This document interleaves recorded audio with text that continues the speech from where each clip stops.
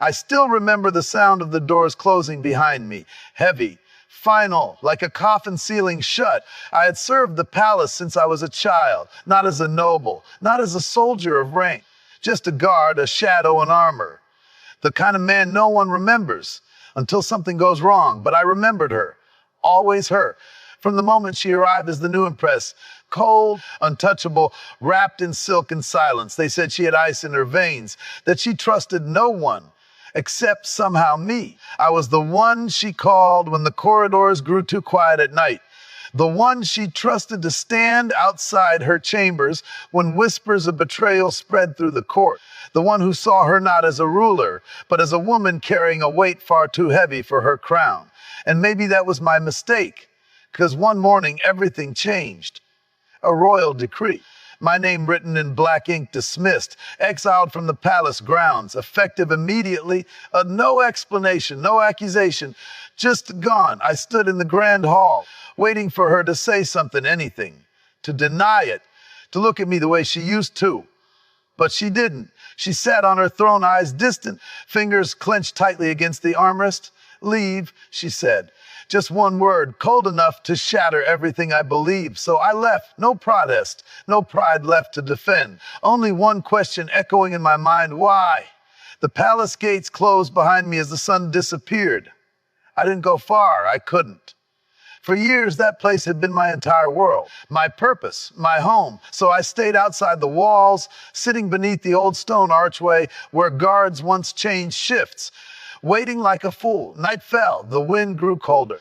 And just when I finally convinced myself to walk away forever, I heard footsteps, soft, uneven. I turned expecting another guard, but it was her, the Empress. No crown, no attendants, no silk, just a simple robe and bare feet trembling against the cold stone. For a moment, I thought I was dreaming. Your Majesty, don't, she whispered. Her voice broke. That was the first crack. The first time I ever heard her sound human. She stepped closer, her hands shaking, her eyes glistening in the dim lantern light.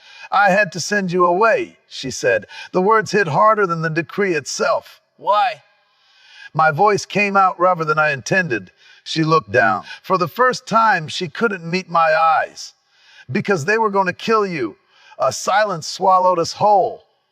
They suspected you, she continued, her voice barely holding together. They said you were too close to me, that you knew too much, that you were a weakness. I felt something twist inside my chest. And instead of protecting me, I said slowly, you cast me out like I meant nothing.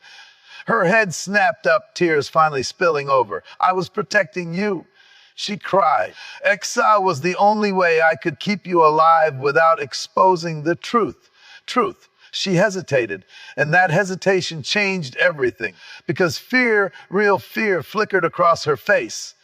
There are people in this palace, she whispered, who would rather see me dead than on that throne. And you were the only one I trusted. Her voice softened, breaking into something fragile.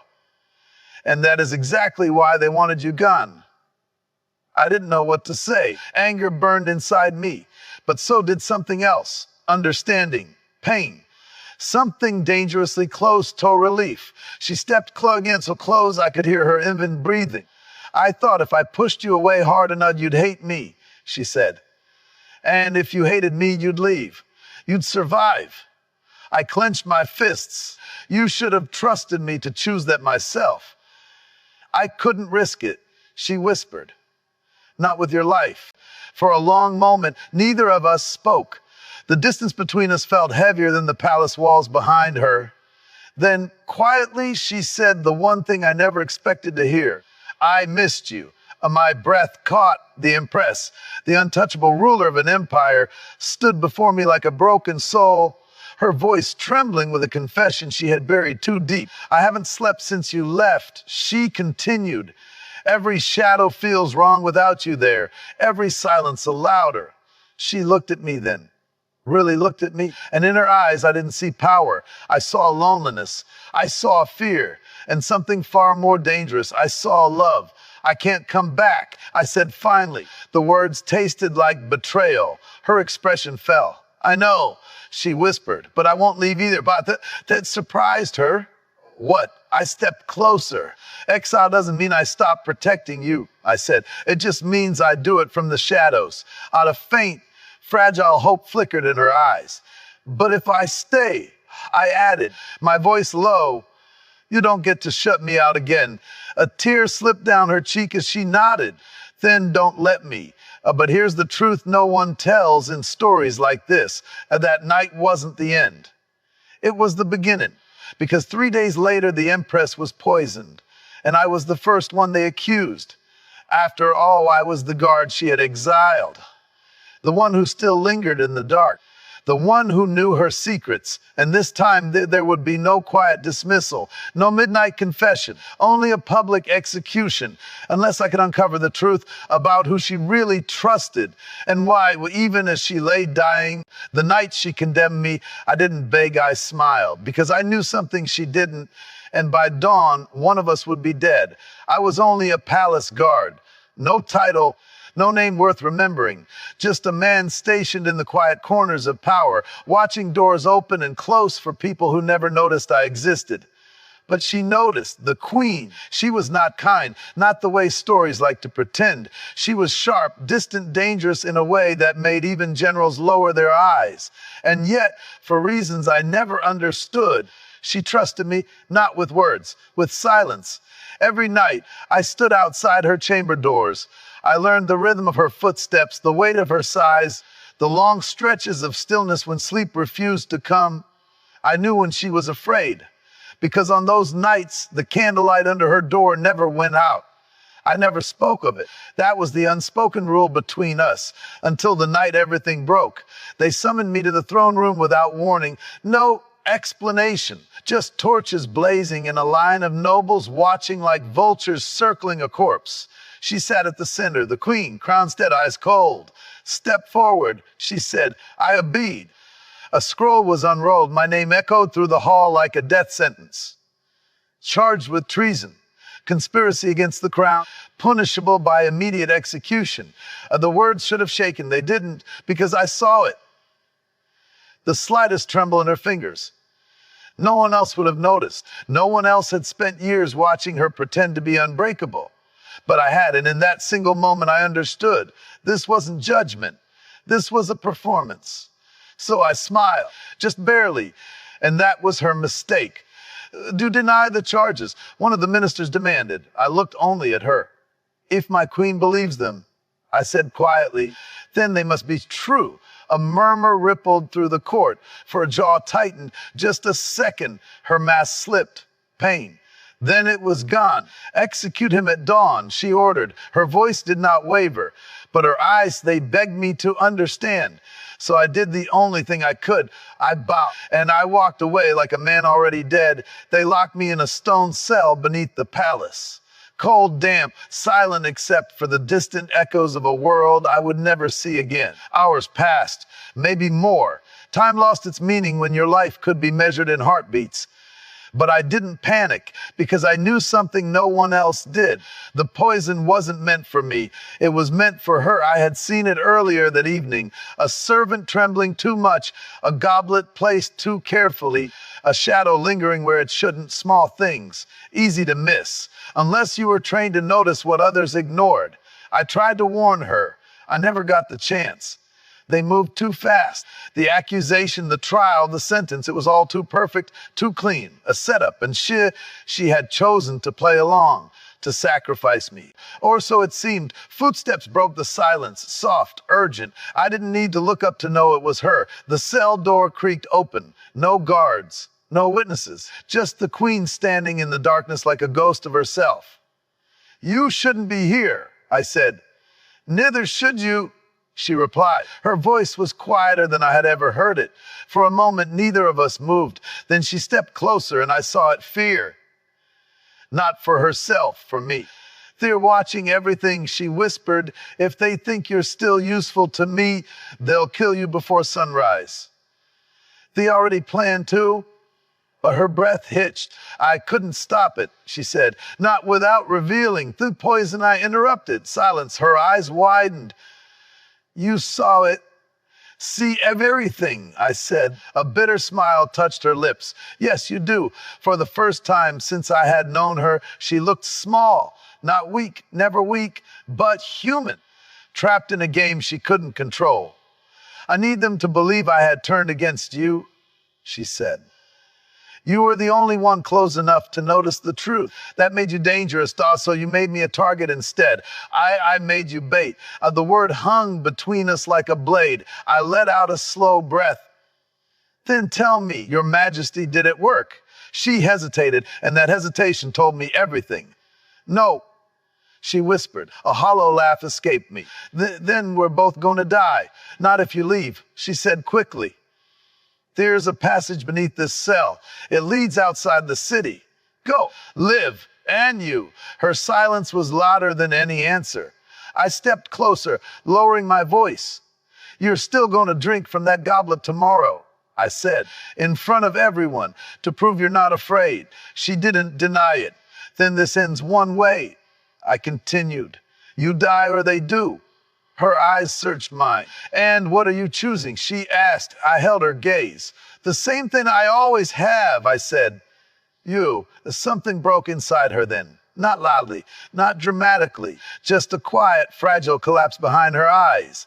I never wanted it to be you, she whispered. I almost smiled. It was always going to be me, because the truth is I had already made my choice long before that night, long before the accusation. Long before the betrayal. I reached into my sleeve and pulled out a small vial, the real poison. Her breath caught. I switched it. I said. Confusion flickered across her face. The goblet they prepared. I continued softly. It won't kill you. Her voice trembled. Then who? I met her gaze. And for the first time, she understood. You knew, she whispered, from the beginning. Of the silence that followed felt endless, heavy, final. Tomorrow, I said, when they realize their plan has failed, they'll need someone to blame. Her lips parted. No. And they'll already have him. I finished. Tears filled her eyes, but they didn't fall. Not yet. You're choosing this, she said, her voice breaking. No, I replied gently. You already did. A single tear slipped down her cheek, and this time she didn't hide it. The queen, feared by an entire empire, stood in a prison cell, mourning a man the world would never remember. Why? She asked. I smiled faintly. The night the queen called me a traitor, I didn't feel anger, I felt fear. For her, not for myself. Because I had just watched someone try to poison her wine. And she had no idea. I am no hero. I was never meant to stand at the center of anything. I was just a palace guard, the kind who blends into pillars and shadows, whose name is never spoken unless something goes wrong. But I saw things others didn't. Small things, dangerous things. And that night, I saw death being poured into a golden cup. It happened during the evening council. Nobles whispering, servants moving like ghosts, the queen sitting above them all, calm, distant, untouchable. I stood by the far column as always, watching the room instead of the throne. That's when I noticed the servant with the wine. His hands trembled just slightly, too slightly for anyone else to question. But I noticed when he reached the queen, he bowed too deeply, holding the tray longer than necessary. I saw his thumb press lightly against the rim of the goblet, a signal, a habit. Something practiced. And I knew. I stepped forward. Your Majesty, don't drink. That was all I said. I never got to finish. The entire room froze. The servant dropped to his knees, trembling harder now, but not from guilt, from fear, not of being caught. Of me. The queen turned her gaze to me slowly, her expression unreadable. Explain yourself, she said. I should have chosen my words carefully. I should have exposed the servant, explained what I saw, pointed out the poison. But in that moment, all I cared about was stopping her. The wine is not safe, a mistake, a fatal one. The nobles erupted. Accusations flew like arrows. Insolence, madness, treason. They twisted my warning into an attack, my concern into suspicion.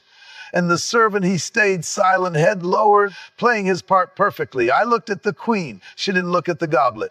She looked at me, long, hard, searching. And then she spoke. Seize him. The words hit harder than any blade. I didn't resist. I couldn't, not when it was her voice giving the order. They dragged me forward, forced me to my knees in the center of the hall, the same place where I had sworn my loyalty years ago. On what grounds do you make such a claim? She asked. Her tone was cold, controlled, but her fingers tightened slightly against her throne. She was waiting for me to say something more, to reveal something. But I understood then. If I spoke the truth without proof, they would silence me and finish what they started. If I accused the wrong person, the real enemy would disappear. So I did the only thing I could. I lowered my head. I have no proof. I said quietly. The room fell silent. And in that silence, I felt something break. Not in me, in her. Then you admit, one of the ministers pressed, that you spoke out of turn against the crown. I didn't answer, because any answer would only make it worse. The queen stood. That alone was enough to still the entire court. She descended the steps slowly, her presence suffocating, her eyes never leaving mine. When she stopped in front of me, I could feel it, the storm behind her silence. Look at me, she said. I did. And for a brief, fleeting moment, I saw it. Fear, doubt, not anger. Fear. She believed me, but she couldn't afford to. Repeat your accusation, she said softly. It wasn't a command. It was a chance, my last one. All I had to do was speak. Expose everything, risk everything. But I saw the court, the watching eyes, the hidden smiles, the ones who wanted this moment. And I realized this was never about the wine. It was about her. They were testing her, waiting to see if she would trust a nameless guard over her own court. If she chose me, they would destroy her. So I made my choice. There is no accusation, I said. The words tasted like betrayal. Her gaze faltered. Just for a second, then it was gone. Then you have disrupted this court without cause, she declared, her voice rising just enough for all to hear. You have cast doubt where none was proven. I clenched my fists. Wes, your majesty, the sentence came swiftly. By my authority, you are stripped of your post and exiled from the palace. You will leave before nightfall, exile, not execution. She was sparing me. Even now, I bowed my head, unable to trust my voice. As you command. And they released me. No chains, no escort. Just a man erased from the place he had sworn to protect. I walked out of the great hall without looking back, but I felt her eyes on me. Heavy, unspoken, apologizing. Night came quickly. I didn't leave the palace grounds. I couldn't, not when I knew what was coming. I hid in the shadows beyond the outer courtyard, watching the windows of her chamber flicker with candlelight, waiting, praying I was wrong. I wasn't. Hours later, I saw movement. Servants rushing, guards shouting. Too late. I slipped through the passages I had memorized over years, ignoring the risk, ignoring the sentence hanging over my head. When I reached her chamber, the doors were open, and she was on the floor, the goblet shattered beside her, her breathing shallow, uneven, alive, but barely. Relief and terror crashed into me at once. I rushed to her side, dropping to my knees. Your Majesty. Her eyes fluttered open, and when she saw me, she smiled, a weak, broken smile. You didn't leave, she whispered.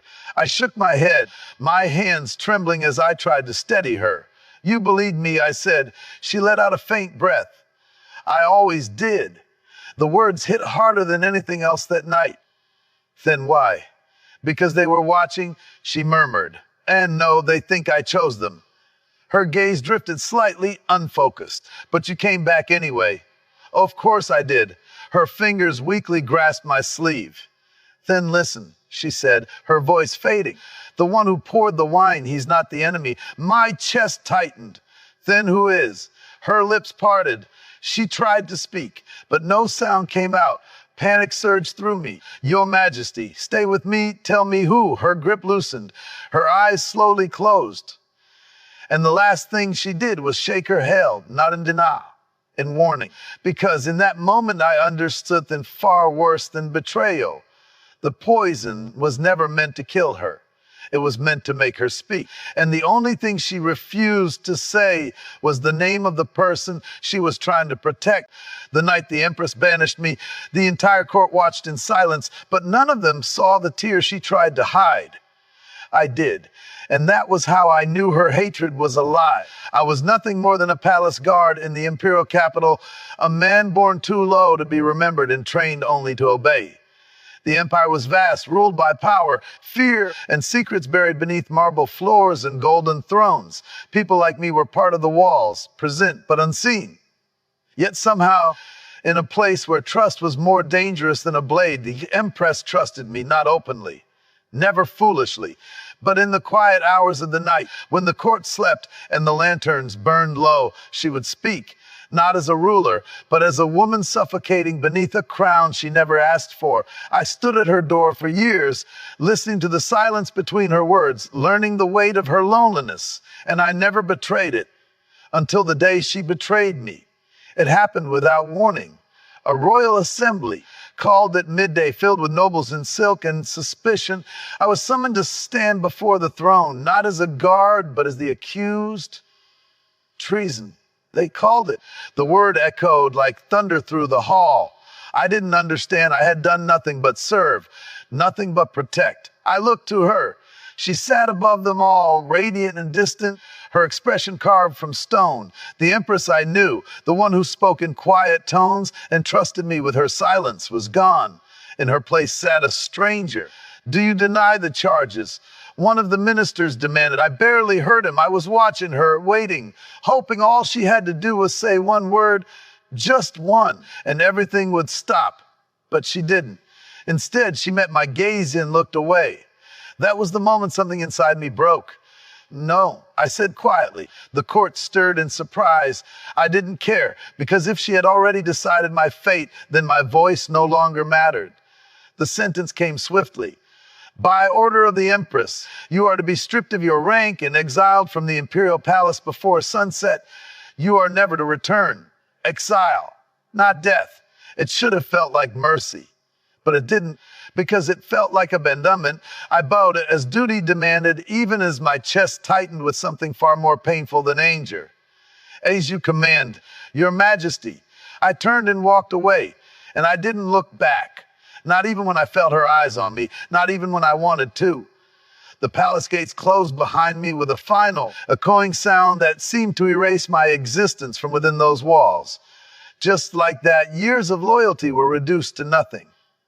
But I didn't leave. I couldn't. Something about it felt wrong, incomplete, as if the truth had been buried beneath words that didn't belong to her. So I stayed in the shadows beyond the outer courtyard, hidden where the guards would not look too closely. Night fell slowly, stretching each moment into something unbearable. And then as she came, no procession, no guards, no crown. The Empress walked alone through the darkness, her steps unsteady, her robe brushing against the cold stone. For a moment, I thought I was imagining, until she spoke. "Why are you still here?" Her voice was soft, fragile, nothing like the one she used in the throne room. I stepped forward from the shadows. "Because I don't believe you," I said. She froze. For a long moment, neither of us moved. Then she let out a breath that sounded almost like a sob. "You should," she whispered. "It would make this easier." Easier for who?" I asked. She didn't answer. Instead, she looked at me, and the mask finally shattered. Tears filled her eyes, spilling over before she could stop them. The sight struck me harder than in any accusation. "I had no choice," she said, her voice breaking. "They were watching everything. Every word, every glance. They already suspected you." My chest tightened. Suspected me of what? Of being loyal to me, and the words hung in the air like a cruel joke. "I am loyal to you," I said. "I know." She replied, "That's why you had to go." I stared at her, disbelief mixing with something deeper. "You exiled me to protect me. They would have killed you," she said. "Not quietly, not mercifully. They wanted to make an example out of you to weaken me." Her hands trembled as she stepped closer. "So I did it first," she continued. "I made them believe you were nothing, disposable, a traitor not worth fearing." The pain in her voice was undeniable, real. And suddenly everything made sense. The coldness, the silence, the way she couldn't meet my eyes. "You should have told me," I said. "I couldn't risk it," she whispered. "If you knew, they would see it. They see everything, For a moment, I didn't know what to feel. Anger still burned, but it was tangled with understanding, with something dangerously close to relief. You think exile will save me? I asked. It already has, she said. By morning, they will stop watching you and start watching you more closely. A faint, bitter smile touched her lips. They never stopped. A silence fell between us, heavy and uncertain. Then she said something I never expected. I didn't want you to hate me. My breath caught. I thought if you did, you would leave. You would live. I shook my head slowly. You don't understand, I said. I never had a life outside those walls. Her expression faltered. Then find one, she whispered. I can't, but why? Because of you. The words never left my mouth, but she saw them anyway. That was the problem with her. She always saw too much. A distant sound echoed from the palace, shouting, urgent and chaotic. Her head turned sharply. They're moving sooner than I thought, she said. My instincts sharpened instantly. Moving what? She hesitated, and that hesitation filled me with dread. There's going to be an attempt on my life tonight, she admitted. Cold fear gripped me. Then why are you out here? Because I needed to make sure you were gone before it happened. I stared at her. You came to protect me while someone tries to kill you. A faint, sad smile appeared on her lips. Isn't that what you would have done? I didn't answer, because she was right. I stepped closer. Then I'm not leaving, I said. Her expression tightened. You have to. Nope. If you stay, you'll die. If I leave, you will. Bah, the words hung between us, sharp and undeniable. For a moment, she looked at me, not as a ruler, not as someone above me, but as someone equal, someone afraid. And then she nodded. Just once, then stay, she said. But here is the truth no one in the Empire ever learned.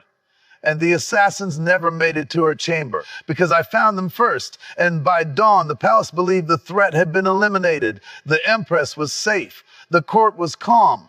And I was dead. At least, that's what they were told. Because the body they found in the courtyard, dressed in a guard's uniform, face unrecognizable, was declared to be mine. The traitor who tried to flee. The man no one would question losing. But the real truth, I was still there, still watching, still protecting her from the shadows she ruled.